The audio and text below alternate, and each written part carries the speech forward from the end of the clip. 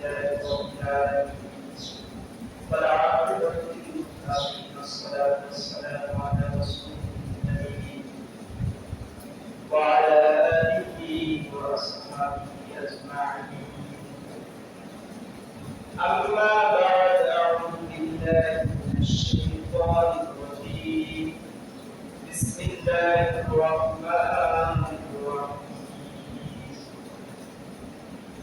الحمد لله رب العالمين. صدق الله العظيم. وقال النبي صلى الله عليه وسلم: الظلم ظلمات يوم القيامة. وقال تعالى: إن الله وملائكته يصلون على النبي يا أيها الذين آمنوا صلوا عليه وسلموا تسليما. اللهم صل على محمد وعلى آل محمد كما صليت على إبراهيم وعلى آل إبراهيم إنك حميد مجيد. اللهم بارك على محمد وعلى آل محمد كما باركت على إبراهيم وعلى آل إبراهيم إنك حميد مجيد. الحمد لله. আল্লাহ তাআলা অশেষ রহমত, তারপরে আমরা স্বল্প সময়ের জন্য আল্লাহর মসজিদে উপস্থিত হয়েছি। আল্লাহ সুবহানাহু ওয়া তাআলা আমাদেরকে হাজারো ব্যস্ততাকে অপেক্ষা করে আল্লাহর মসজিদে উপস্থিত করেছেন, হাজির করেছেন। এজন্য আমরা খুশি বলছি আলহামদুলিল্লাহ। তারপরে মহান শিক্ষক, মহান আদর্শ, মহান আমাদের জন্য মডেল মুহাম্মদ রাসূলুল্লাহ সাল্লাল্লাহু আলাইহি ওয়াসাল্লাম শান্তি অবতীর্ণ হোক, শান্তি বর্ষিত হোক। আমরা ছোট্ট করে দুরূদ পড়ছি, আল্লাহুম্মা সাল্লি আলাইহি আল্লাহুম্মা বারিক আলাইহি। সম্মানিত মুসলিম গ্রাম, আমরা গত জুমাতে আলোচনা করছিলাম সূরাতুল ফাতিহা। আলহামদুলিল্লাহ এই শব্দের উপর আমরা আলোচনা করে শেষ করেছি। আজকের দ্বিতীয় পাঠ রব্বি, রব্বকে আজকে আলোচনা হবে ইনশাআল্লাহ। রব শব্দের অর্থ ব্যাপক। এই র আর বা এই দুইটা হরফের শব্দের অর্থ অনেক ব্যাপক। রব শব্দটি এসেছে তরবিয়াত শব্দ থেকে, যার অর্থ হচ্ছে লালন পালনকারী। যিনি কোন বস্তুর ক্ষুদ্রতম অংশ থেকে একবারে পরিপূর্ণ স্থানে পৌঁছাতে সক্ষম, তিনাকে বলা হয় রব। তিনাকে বলা হয় রব। এই রব শব্দটি পবিত্র কোরআনুল কারীমের মধ্যে 178 বার এসেছে। কতবার এসেছে বলতে? 178 বার পবিত্র কোরআনুল কারীমের মধ্যে এসেছে। এই রবের সঙ্গে আমাদের সম্পর্ক কি? এতবার দেওয়ার কারণ কি? বিশেষ করে দেখেন, আমরা যদি সৃষ্টির সূচনা লগ্নের দিকে যাই, রূহের জগতে আমাদেরকে আল্লাহ পাক রব্বুল আলামিন প্রশ্ন করেছিলেন, আলাস্তু বিরাব্বিকুম, আমি কি তোমাদের রব নই? তখন আমরা সকলে বলেছিলাম ক্বালু বালা, অবশ্যই আপনি আমাদের রব। এরপর যখন বান্দা দুনিয়াতে আসলো, প্রথমে আবার স্মরণ করেছে বান্দাকে, ইকরা বিসমি রাব্বিকাল্লাযী খলাক, পরশে মহান রবের নামে যিনি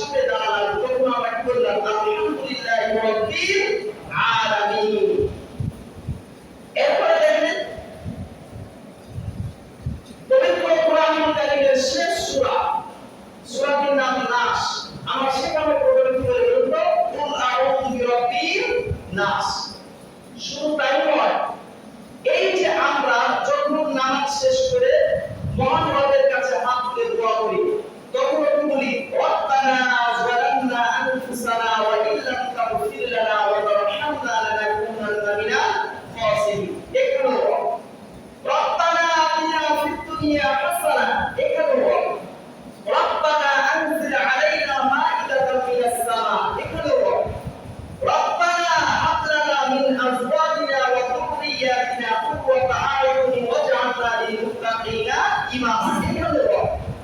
তাহলে পারে আবার আমরা যখন শেষ বিদায় নিয়ে চলে যাব তখন কবরের মধ্যে বান্দাকে প্রশ্ন করা হবে। প্রথম প্রশ্ন সেটা নাম করবে মান রব্বুকা তোমার রব কি। তাহলে পরে বোঝা গেল সৃষ্টির সূচনা লগ্ন থেকে মৃত্যু পর্যন্ত একটা শব্দ সেটার নাম কি করতো রব।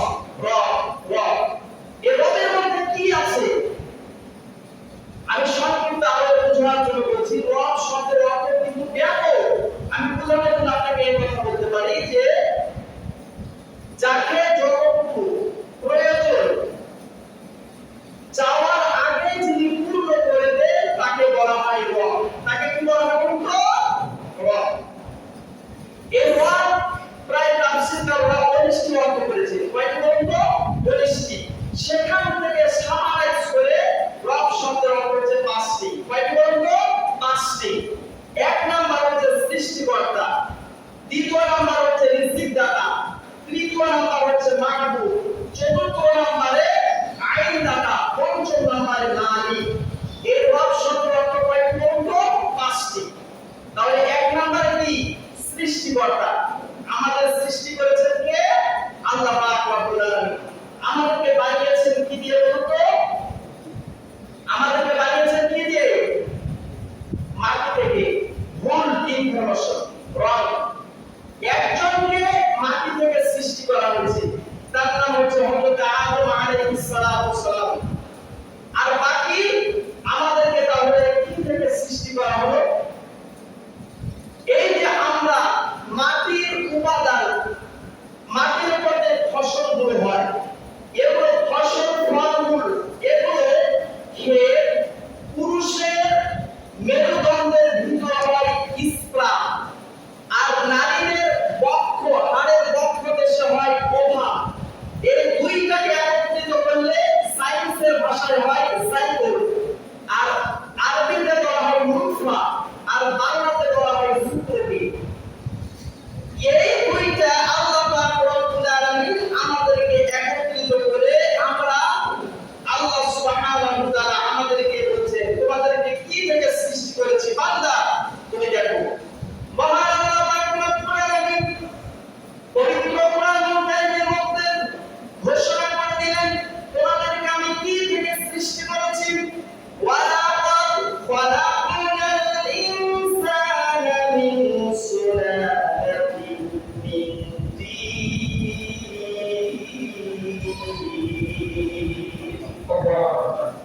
অবশ্যই অবশ্যই আমি তোমাদেরকে মাটির সারা নিচ থেকে সৃষ্টি করেছি, বানিয়েছি। চিৎকার করুন সুবহানাল্লাহ। তাহলে আমাদেরকে বানিয়েছেন কি থেকে বলবো? মাটির সারাংশ থেকে। কে বলছে? আল্লাহ পাক রব্বুল আলামিন আমাদেরকে বলছে। এই যে বাবার এক ফোঁটা নাপাক পানি যখন মায়ের রেহেমের ভিতরে যায়, রেহেমের ভিতরে এক ফোঁটা নাপাক, বর্তমান চিকিৎসা বিজ্ঞান এটা প্রমাণ করেছে এই এক ফোঁটা নাপাক পানির ভিতরে 40,000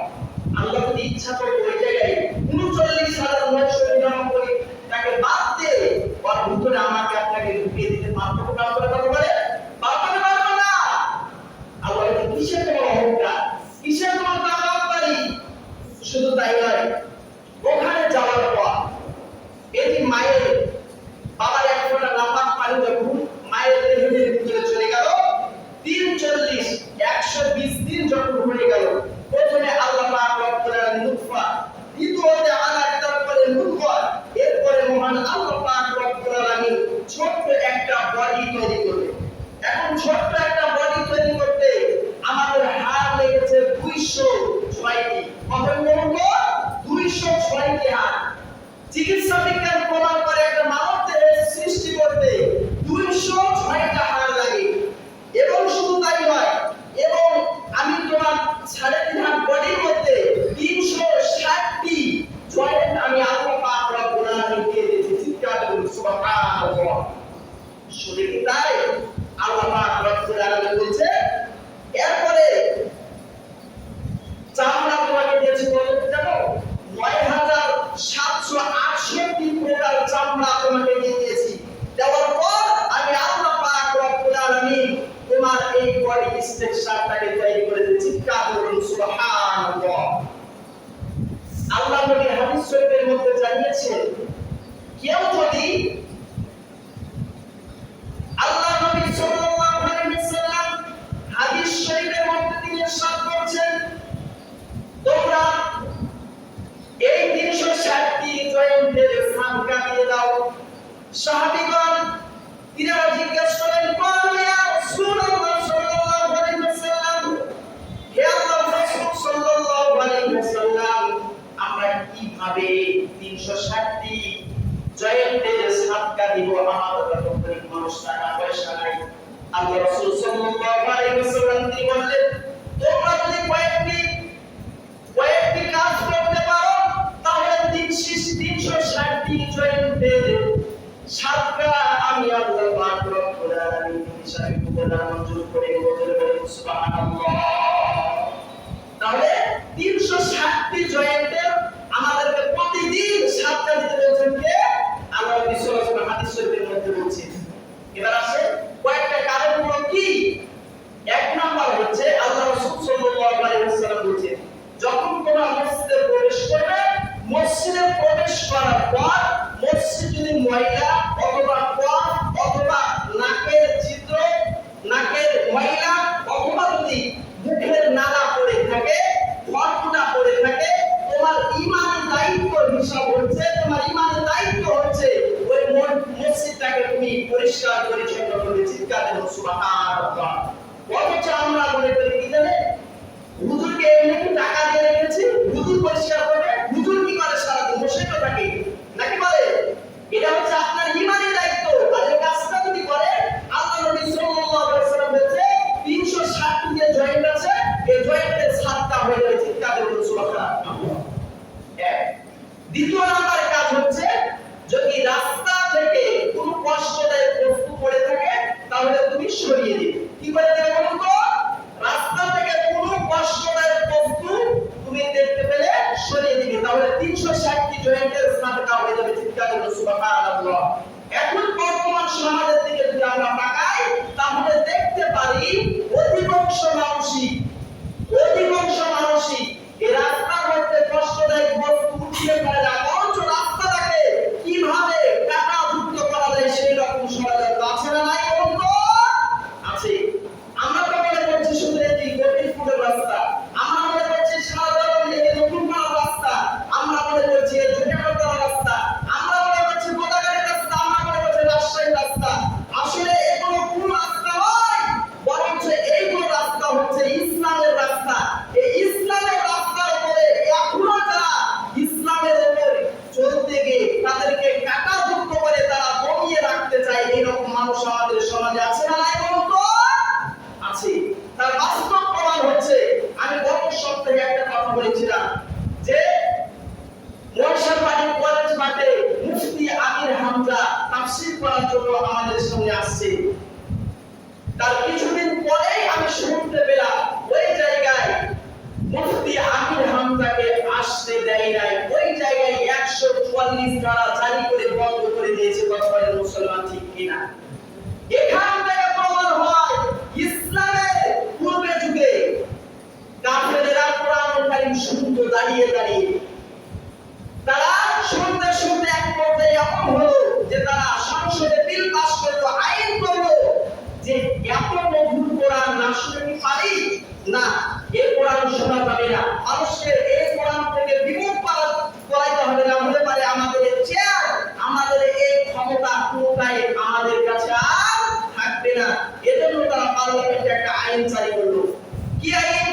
সে আইনের কথা আল্লাহ পাক রব্বুল আলামিন ১,৫০০ বছর আগে ১,৫০০ বছর পরে পবিত্র কুরআনুল কারীমের মধ্যে ঘোষণা করে দিলেন, وقال الذين كفروا لا تسمعوا لهذا القرآن والغوا فيه لعلكم تغلبون।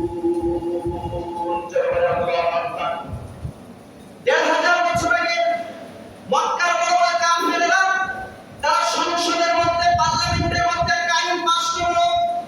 সেই আইনটা হচ্ছে وقال الذين كفروا কাফেররা বলল লা মানিনা তাসমাউ তোমরা নিকটবর্তী হয়ে না, ধারে কাছে যেও না। কিসের ধারে কাছে যাবে না? লিহাদাল কুরআন, যাতে করে মানুষেরা ওই কোরআন শুনতে না পারে, ওই কোরআনের আইন দেশে রাষ্ট্রে এবং জীবনের পরতে পরতে মহান আগে যেন না কায়েম করতে পারে। এজন্য যখন তারা কোরআন শুনতে যাবে সেই জায়গায় তোমরা হট্টগোল আর গন্ডগোল বাঁধিয়ে দিয়ে ওই জায়গায় মানুষেরা যেন কোরআন যারা শুনতে পারে, এজন্য তোমরা ১৪৪ ধারা জারি করে ওই জায়গায় কোরআন বন্ধ করে দিবে। ১,৫০০ বছর আগে এই জারি ছিল। আজকের জামানাতে ১,৫০০ বছর পরে যারা মুফতি আমির হামজা মশালবাড়ি ওই কলেজের মাঠে মুফতি আমির হামজাকে আসতে দিল না, বরঞ্চ সেই জামানার বড় বড় মক্কার লিডার কাফিররা তাদের বিবাদ তারা আমাদের বাংলাদেশে আছে না? আছে না? আছে। তা আল্লাহ রাসূল সাল্লাল্লাহু আলাইহি ওয়াসাল্লামের কথাই বলে যে তোমরা যদি কোনো রাস্তার মধ্যে কোনো কষ্টদায়ক বস্তু পড়ে থাকে ওইটাকে সরিয়ে ফেলবে, তাহলে পারে ৩৬০টি সাতকার সমতুল্য সওয়াব আল্লাহ তাআলা তোমার আমলনামা দিয়ে দিবে। চিৎকার দিয়ে বলুন সুবহানাল্লাহ। এরপর আল্লাহ নবী বললেন ফজরের নামাজ যখন কমপ্লিট হয়ে যাবে, ফজরের নামাজের পর তাসবিহ তাহলিল দোয়া মুক্তি তেলাওয়াত করবেন। সূর্য যখন উঠে যাবে, সূর্য ওঠার আধা ঘন্টা পর তুমি যদি একটা সালাত আদায় করতে পারো, সূর্য ওঠার আধা ঘন্টা পর সালাতুল দুহা তুমি যদি আদায় করতে পারো, বিশ্বনবী রাহমাতুল আলামিন জানিয়ে দিলেন একটা কবুল হজের সওয়াব তোমার আমলনামায় দিয়ে দেওয়া হবে। চিৎকার করে সুবহানাল্লাহ। আল্লাহ বললেন যে সূর্য ওঠার পর, ফজরের পর সূর্য ওঠার পর ওই জায়গায় বসেই তাসবিহ তাহলিল করতে করতে সূর্য উঠে গেছে, এরপর আধা ঘন্টা হয়ে গেছে। সূর্য ওঠার আধা ঘন্টা পর তুমি সালাতুল দুহা যদি আদায় করতে পারো, এক নম্বর পুরস্কার হচ্ছে তোমার আমলনামাতে একটা কবুল হজের সওয়াব আল্লাহ তাআলা দিয়ে দিবেন। চিৎকার করে সুবহানাল্লাহ। দ্বিতীয় নাম্বার আল্লাহ নবী বললেন, দ্বিতীয় নম্বরে আল্লাহ নবী সাল্লাল্লাহু আলাইহি ওয়াসাল্লাম বলেন আমাদের ৩.৫ হাত বডির মধ্যে ৩৬০টি জয়েন্ট আছে। কোন আল্লাহর বান্দা যদি সালাতুল দুহা আদায় করতে পারে, আল্লাহ নবী বললেন সঙ্গে সঙ্গে ৩৬০টি জয়েন্টের সাদকা হয়ে যায়। চিৎকার করে বলুন সুবহানাল্লাহ। তাহলে পারে এই যে কষ্টদায়ক বস্তু যদি তোমরা উঠিয়ে ফেলতে পারো, এই কাজগুলো যদি করতে পারো, তাহলে পারে আল্লাহ পাক রব্বুল আলামিন তোমার এই বডির মধ্যে যে ৩৬০টি জয়েন্ট আছে আল্লাহ সঙ্গে সঙ্গে সাতকার সম্পূর্ণ সওয়াব দিয়ে দেয়। চিৎকার করুন সুবহানাল্লাহ। এরপরে এবার বাবা ওই যে নাপাক পানিটা যখন মায়ের দেহের ভিতরে চলে গেল, ৩৪ অর্থাৎ ১২০ দিন যখন পার হয়ে গেল, তখন আল্লাহ পাক রব্বুল আলামিন এই এক ফোঁটা নাপাক পানি দিয়ে আল্লাহ পাক রব্বুল আলামিন ৪টা জিনিস সৃষ্টি করলেন। কয়টা জিনিস বলতো? ৪টি জিনিস। এক নম্বরে চুল, ২ নম্বরে রোগ, ৩ নম্বরে হাত এবং ৪র্থ নম্বরে হচ্ছে পর্দা। বাবা এক ফোঁটা নাপাক পানি দিয়ে ৪টা জিনিস সৃষ্টি করলেন। এক নম্বর চুল, দ্বিতীয় নম্বরে রোগ, তৃতীয় নম্বরে হাত, ৪র্থ নম্বরে হচ্ছে পর্দা। এবং মায়ের দেহের ওই থলি থেকে আরো ৪টা জিনিস সৃষ্টি করলেন। কয়টা জিনিস বলতো? ৪টি জিনিস। রক্ত, গোশত, চর্বি এবং চামড়া। রক্ত, গোশত, চর্বি এবং চামড়া।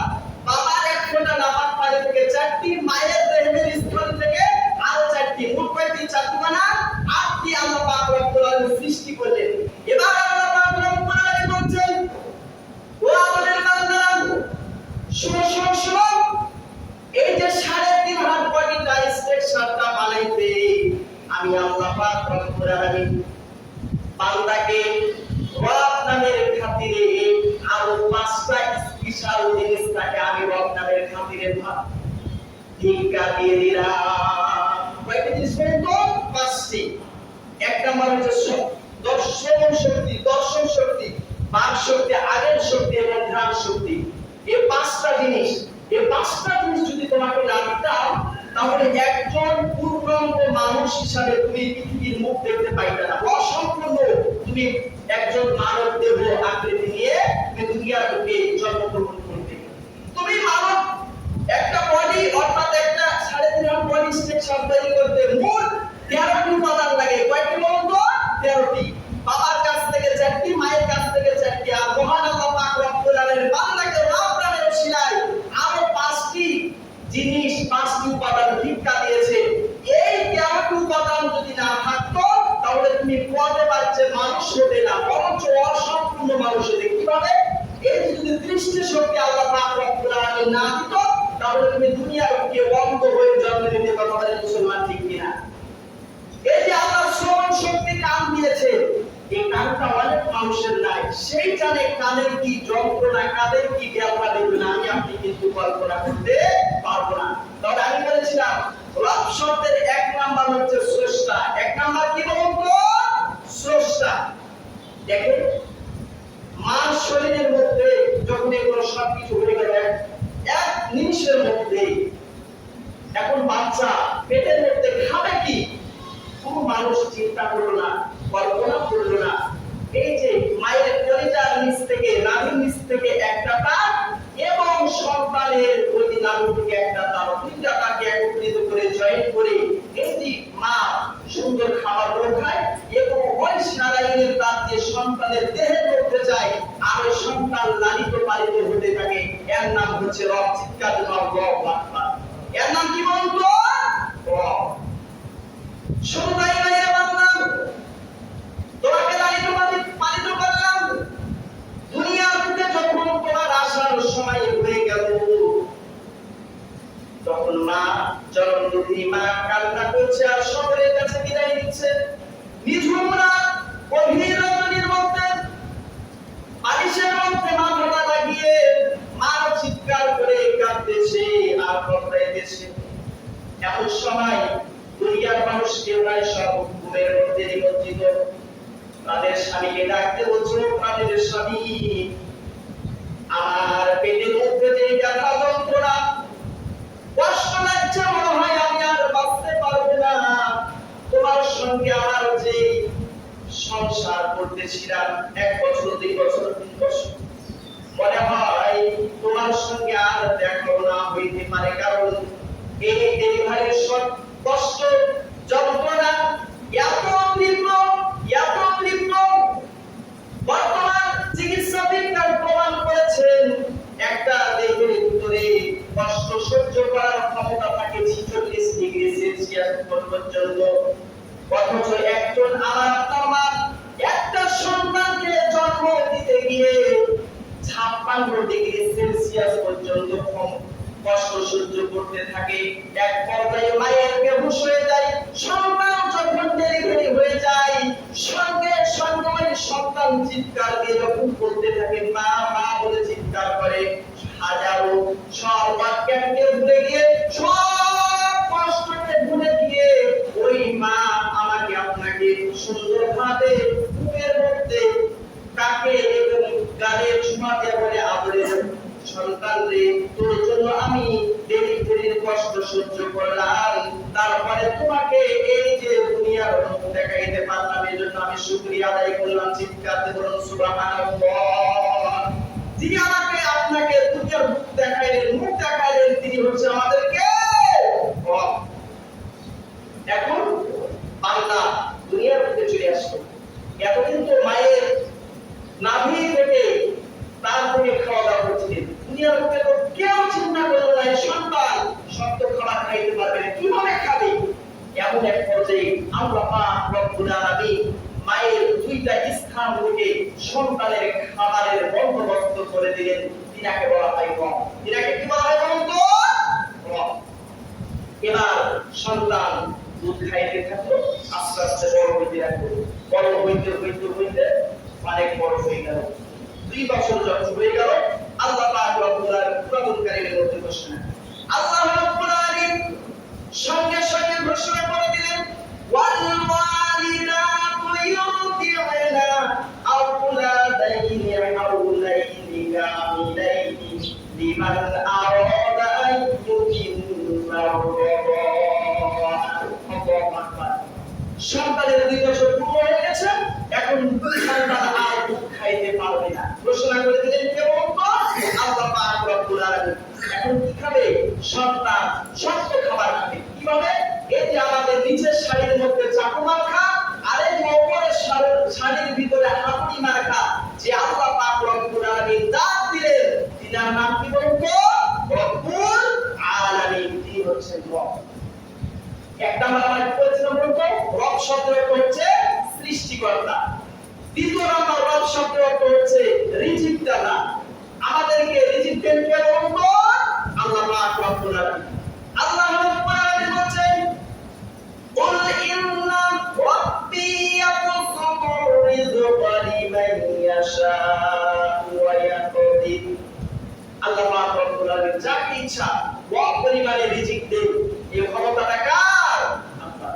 অথচ আমরা এটা বিশ্বাস করতে পারি না, এটা আমরা বিশ্বাস করতে পারি না। রিজিকের মালিক যে আল্লাহ, এটা আমরা স্বীকারই করি না।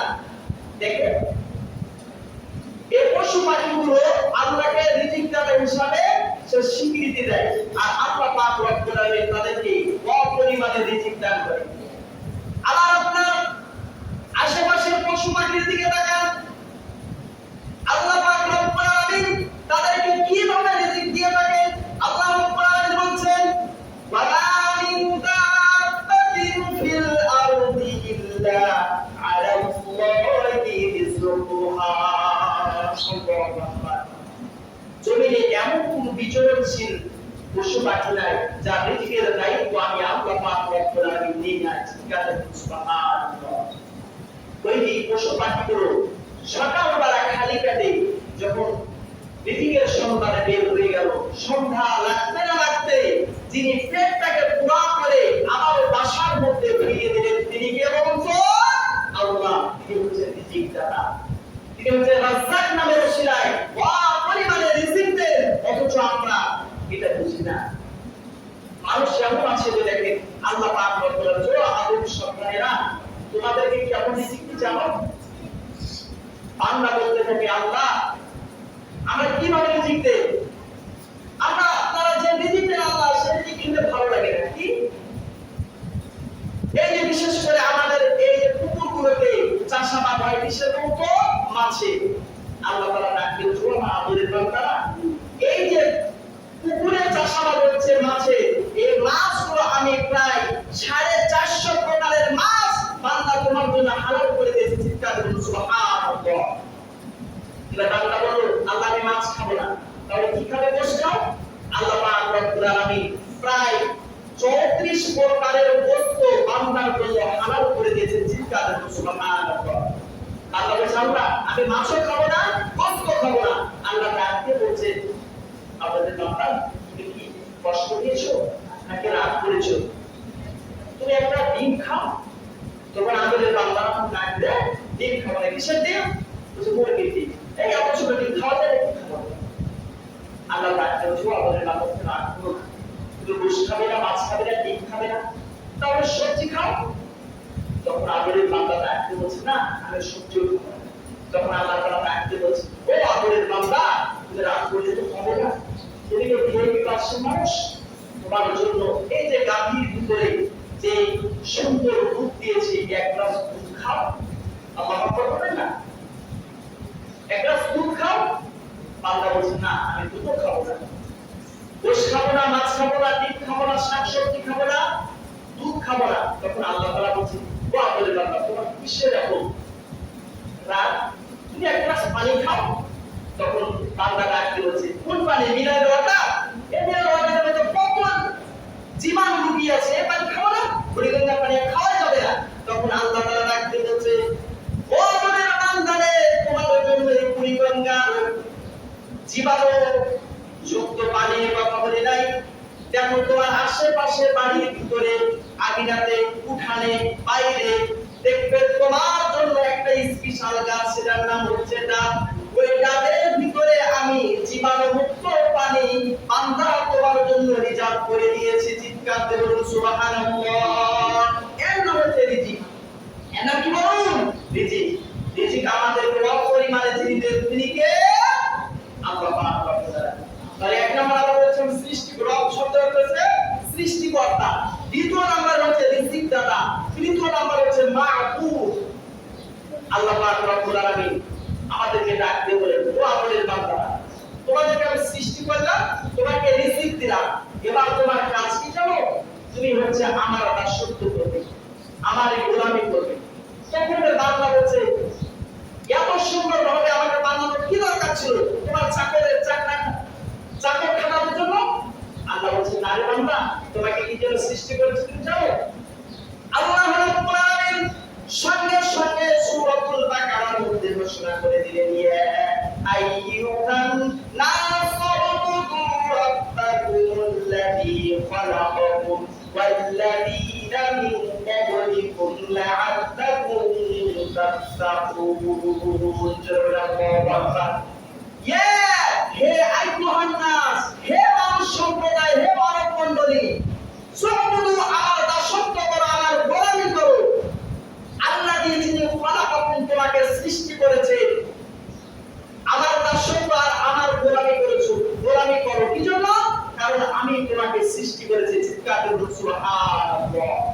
তারপরে তৃতীয় নাম্বার হচ্ছে মাহবুব, অর্থ হচ্ছে দাসত্ব করতে হবে। এখন পাবলিক বলবো, আমরা দুনিয়ার বুকে তো আমরা কারো যদি চাকরি করি তাহলে মানে আমাদের থেকে বেতন দেয়। কি দেয় বলতো? বেতন দেয়। তাহলে আমরা কি বেতন পাবো? সঙ্গে সঙ্গে আল্লাহ পাক রব্বুল আলামিন বলেছেন, বান্দা, তুমি যদি আমার দাসত্ব, আমার গোলামি করো, তোমাকেও আমি বেতন দিব। চিৎকার করে সুবহানাল্লাহ। এবার আল্লাহ পাক রব্বুল আলামিন বান্দাদের জন্য বেতন ঘোষণা করে দিলেন, ফালিয়াবুদু রাব্ব হাযাল বাইত আল্লাযী আত'আমাহুম মিন জু'ইন ওয়া আমানাহুম মিন খাউফ। আল্লাহু আকবার। ওই কাবা ঘরের রবের যদি তোমরা ইবাদত করতে পারো, তাহলে আমি আল্লাহ পাক রব্বুল আলামিন ঘোষণা করেছে বেতন, সেটা হচ্ছে আল্লাযী আত'আমাহুম মিন জু'। তোমাদের ক্ষুধা লাগলেই আমি আল্লাহ পাক রব্বুল আলামিন তোমাদেরকে খাবার দেব। চিৎকার করে সুবহানাল্লাহ। তাহলে আমরা যদি আল্লাহর ইবাদত করি, তাহলে আমাদের বেতন হিসাবে কি দিবে বলতো? অভাব অনটন থাকবে না। আমাদের ক্ষুধা লাগলেই আমাদেরকে খাওয়াবেন। তিনি ওয়াদা করেছেন, তিনি কে? আল্লাহ। এখন বান্দা বলে যে, আল্লাহ, ও আল্লাহ, এই যে আমরা চাকরিজীবীতে 8 ঘন্টা 10 ঘন্টা আমরা আমাদের কর্মস্থলে থাকি, তাহলে তোমার ইবাদত করতে হবে, তোমার চাকরি করতে হবে, কত ঘন্টা বলো তো? তখন আল্লাহ পাক রব্বুল আলামিন বলেছেন, দেখো কত ঘন্টা করতে হবে। আমরা ইবাদত শুধু মনে করি নামাজে বলি এটা ইবাদত না। দেখেন, অফিসে, আদালতে, ব্যবসায় বাণিজ্যে, চাকরিতে বাকরিতে, খেতে খামারে, পত্তায় হুঁশিয়ার, টেলিভিশনে, বিয়েতে, শাদীতে, ইন্টারনেটে, ফেসবুকে, সব জায়গায় ইবাদত হবে কার? আল্লাহ। তাহলে সব জায়গাতে ইবাদত করতে হবে। আল্লাহ তাআলা এটা বললেন।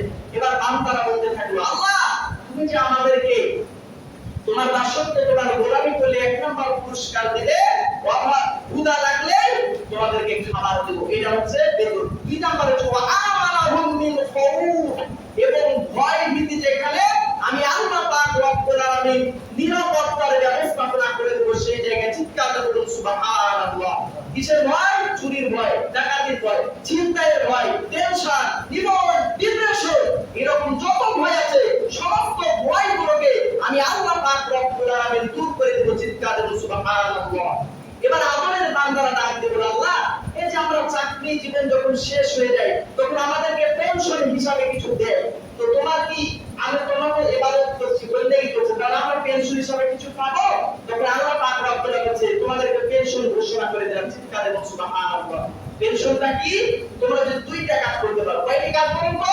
2টি। আল্লাহ রাব্বুল আলামিন পেনশনের আমাদের জন্য ঘোষণা করে দিলেন,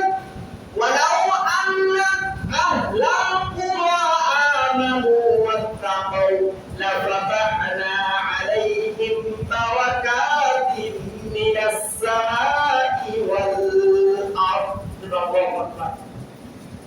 ওয়ালাউ আন্না যদি জাতির লোকেরা কওমের লোকেরা আহলাল কুরআ আমানু দুইটা কাজ করতে পারে এক নাম্বার হচ্ছে আমানু ওয়াত্তাকাউ দুই নাম্বার হচ্ছে তাকওয়া আল্লাহকে ভয় ভীতি অর্জন করতে পারে তাহলে পারে তাদের জন্য মিনাস সামাই ওয়াল আরদ আসমানের এবং জমিনের যত বরকতের দরজা আছে সমস্ত বরকতের দরজাগুলোকে উন্মুক্ত করে দেব খুলে দেব চিৎকার দেব সুবহানাল্লাহ তাহলে মানে আমাদের জন্য কি পেনশন ঘোষণা করে দিলেন দুইটা কাজ করা লাগবে এক নাম্বার ঈমান আর দ্বিতীয় নাম্বার কি বলতো তাকওয়া আমাদেরকে ভয় ভীতি করে জীবন যাপন করতে হবে আমি আল্লাহ পাক রব্বুল আলামিন তোমাদেরকে পেনশন ঘোষণা করে দিলাম চিৎকার দেব সুবহানাল্লাহ এবার আমাদের বাংলার দায়িত্ব হচ্ছে আল্লাহ এই এত বড় সম্মান মর্যাদা দিলে চাকরি দিলে পেনশন দিলে তাহলে আমাদেরকে কি করতে হবে এবার আল্লাহ পাক রব্বুল আলামিন সূরা যারিয়াতের মধ্যে বলছেন আল্লাহ রাব্বুল আলামিন বলছেন ওয়া মা والإنس إلا ليعبدون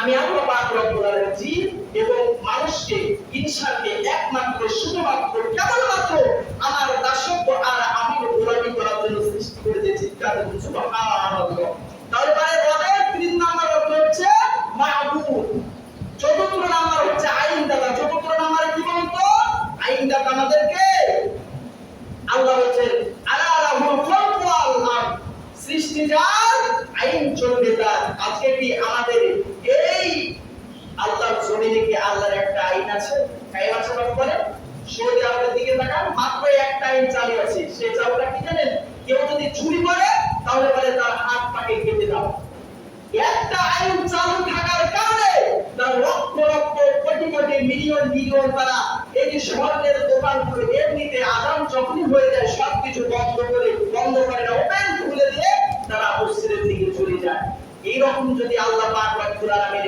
500টি আইন আছে 500টি আইন যদি আল্লাহ পাক রব্বুল আলামিনের জমিনে কায়েম থাকতো তাহলে এই জমিতে একটা মিনি জান্নাত হয়ে যেত চিৎকার করে সুবহানাল্লাহ আল্লাহ রাব্বুল আলামিন ঘোষণা করে দিলেন তোমরা যখন বিচার করবেন ফায়সালা করবেন সিদ্ধান্ত নেবেন এই যে আমাদের গ্রাম অঞ্চলে যখন বিচার ফায়সালা হয় তখন তাদের অবস্থা আর আল্লাহ পাক রব্বুল আলামিন বলেন তাদের অবস্থা আল্লাহ পাক রব্বুল আলামিন বলেন যখন বিচার ফায়সালা পার্লামেন্ট অফিস আদালত কোর্টকারী কিভাবে চলবে আল্লাহ রাব্বুল আলামিন ঘোষণা করে দিলেন সূরাতুন নিসা আয়াত নম্বর 112 আল্লাহ তাআলা ঘোষণা করে দিলেন ইন্না আনজালনা ইলাইকাল কিতাবা বিল হাক্কি লিতাহকুমা বাইনান নাসি বিমা আরাকাল্লাহ আল্লাহু আকবার ইন্না নিশ্চয় আনজালনা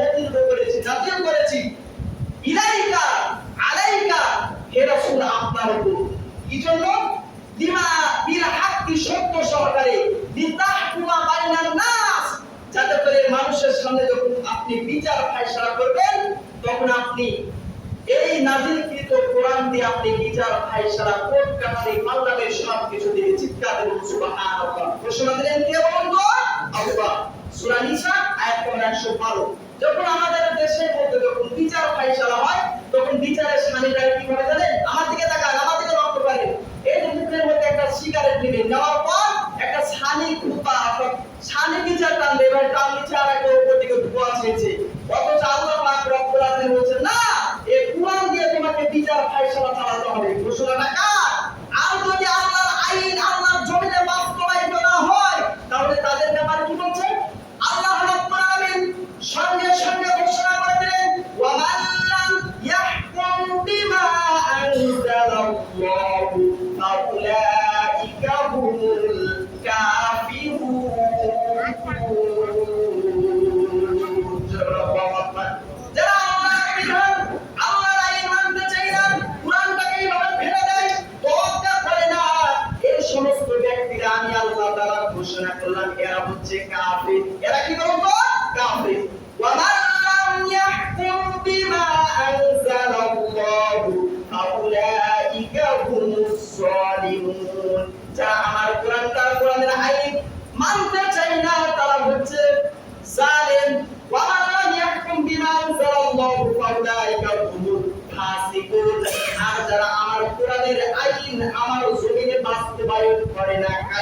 করে না, কায়েম করতে দেয় না, এরা হচ্ছে ফাসিক ঘোষণা করলেন কে? আল্লাহ। এবং সর্বশেষ হচ্ছে 5 নাম্বার হচ্ছে মালিক। আমাদের মালিক কে বলুন তো? এই যে আমরা সূরাতুল ফাতিহার মধ্যে কি বলে রয়েছে, মালিক ইয়াউমিদ্দিন, বিচার দিনের যিনি মালিক তিনি কে? আল্লাহ রাব্বুল আলামিন। যেহেতু সবাই একেবারে শেষ, এই মালিকের ব্যাখ্যা বিশ্লেষণ করতে পারতাম না। তাহলে রব আমরা কি সূরাতুল ফাতিহার মধ্যে কি বলেছে? আলহামদুলিল্লাহ শব্দ আলোচনা হয়েছে। এর শব্দে মাত্র 2টা শব্দ, রবা, রব। রব শব্দের অর্থ আমরা অনেকগুলো 178 বার এসেছে, সেখান থেকে সামানাইজ করে মাত্র 5টা অর্থ বললাম। 1 নাম্বার হচ্ছে রব শব্দ হচ্ছে স্রষ্টা, দ্বিতীয় নাম্বার হচ্ছে রিজিকদাতা, তৃতীয় নম্বরে মাবুদ, চতুর্থ নম্বরে আইনদাতা, পঞ্চম নম্বরে হচ্ছে মালিক। এভাবে 5টা অর্থ আমরা নামাজের মধ্যে দাঁড়াইতে পারি। এইগুলো স্মরণ হলে এটার নাম হচ্ছে নামাজ। অথচ আমাদের এগুলো ধ্যান ধারণায় থাকে না। আল্লাহ আমাদের বুঝার এবং আমল করার তৌফিক দান করুন। ওয়া আখির দাওয়ানা আলহামদুলিল্লাহি রাব্বিল আলামিন। আসসালামু